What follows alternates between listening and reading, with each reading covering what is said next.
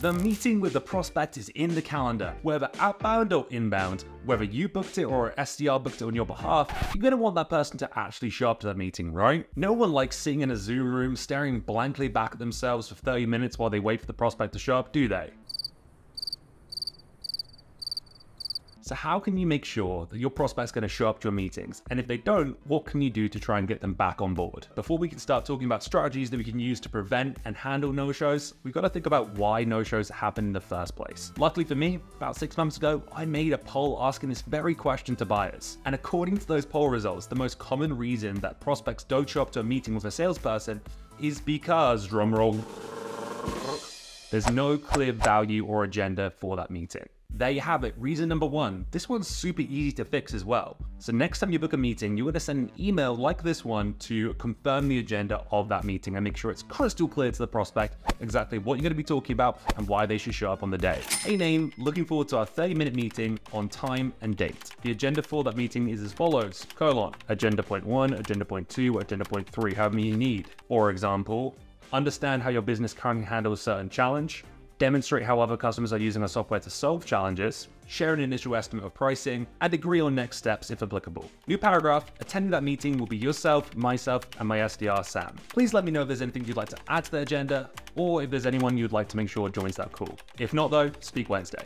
Thank you. Boom! And now you've introduced yourself. You've established a clear agenda of what's going to be covered on the call. You've reconfirmed the time, date, and duration of the meeting. And you've invited them to contribute to that agenda so they now know that you care about what they think and what they want to talk about. Okay, so that solves reason number 1, no clear agenda or value for the meeting. The next biggest response was that people were feeling pressured into taking the meeting and like they couldn't say no to it. Now I have to imagine a lot of these meetings were booked via cold call where the prospect didn't feel comfortable saying no or the sales rep wasn't willing to take no as an answer. Do not force meetings onto prospects. It hurts you more than it helps you. Focus on asking the right questions, uncovering pain points, and if they have those pain points, that's where you can slide in and suggest a meeting to show them how you might be able to help them solve those challenges. And the third reason that people don't show up to meetings is because they forgot or something else came up. It happens, that's okay. To prevent this, there's a few steps you can take. By confirming the date, time, and duration in your agenda email, you're going to do a good job of preventing this. But make sure you include all of those things in the calendar invite that you send as well. And make sure they actually accept that calendar invite. In my experience, if someone hasn't accepted a calendar invite, then it's very unlikely they're actually going to show up for that meeting. Most people live religiously by their calendars, so therefore if they haven't accepted it, they're probably not going to show up. If you notice that someone hasn't accepted your calendar invite yet, try this little hack. Edit the title of the calendar invite and add the words "please confirm" to the start. Hit save and then send the update to all the participants of the meeting. That will resend them the calendar invite to the top of their inbox so they can potentially accept or decline the invite. Another really important thing you can do to make sure that the person actually shows up to that meeting, try and book your meetings as soon as possible after the prospect agrees to a meeting. I'm talking within 1 week of when they agree to a meeting, at max 2 weeks, that's when you want to book the meeting in. Any longer than that, and you got to run the risk of momentum dying off or then forgetting the reason for that meeting. There is data that says there's a direct correlation between how far out you book the meeting and how likely it is that the prospect won't show up to that meeting. So if a prospect isn't willing to book a meeting within the next couple of weeks, then maybe it's a case that they're not really that interested in having the meeting. Feel free to push back on the prospect and see why it is they don't want to meet so soon. If they do tell you that it's just not much of a priority or there's a ton of competing priorities right now, then consider not booking the meeting and waiting a little bit longer, reaching out to them at that time, and then seeing if they're in a better state to meet then. The last thing you can do to prevent someone no-showing the meeting or forgetting about it is send reminder emails. Now this is something that's super heavily debated in sales. I don't like getting a ton of reminders, but I don't mind getting one. So what I suggest is just having one automatic reminder email go out the day of the meeting to prompt the prospect to make sure they know that meeting is going to happen today. That can literally just say, confirming meeting today at X PM. And then the body say, hey, meeting today to talk about this. Looking forward to chatting with you. Let me know if anything comes up. So you did all that. You gave yourself the best chance of that meeting happening, and they still no-showed you. Those fuckers. Don't worry though, keep calm and email on. So the time the meetings come around, you're in a Zoom room or maybe even a physical location, you're not going to email them the moment the meeting starts. You got to wait 5 minutes because stuff comes up. They might be running late. They might be coming for a meeting that overran. They might be dropping their kids off at school.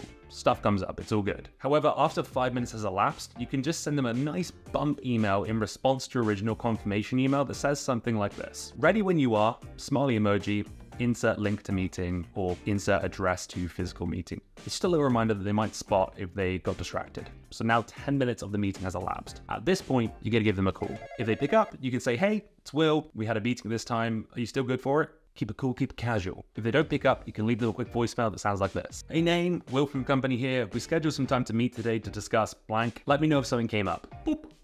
That's it. Again, no guilt tripping, you're friendly, you're using good tones. You're not trying to blame them or shame them for being late because something might have come up. And then you're gonna wait. You're gonna stay in the Zoom room or the location that you agreed to meet at for the entire duration of the meeting. Do some other stuff. Update Salesforce, write out some cold emails, do some follow-ups, whatever it may be. Because at any point, they might just pop in, they might be running late, they could come in 20 minutes late or 25 minutes late and be like, oh, I'm so sorry, this came up, can we reschedule? Keep it open, don't shut off the meeting, just do other stuff. Now, after that 30 minutes has elapsed, you're gonna close that meeting. You've officially been no-showed. But remember, we're not gonna be angry because emergencies happen. We don't know what's happening on the other end. So you're gonna send one final email that sounds a little bit like this. Hey name, assuming something came up, let me know if you'd like to rebook this. All good if not, but I hope everything's okay. It's friendly, it's not passive aggressive, and you're basically telling the prospect, hey, I'm not gonna hold a grudge. It's okay if you wanna still meet. It's just a well-wishing email. Now, if something came up, they're gonna respond to one of those emails that you sent them. They're gonna know, they're gonna feel bad, and because you haven't done anything to make them feel like they should feel bad, then they're gonna be much more likely to rebook that meeting with you.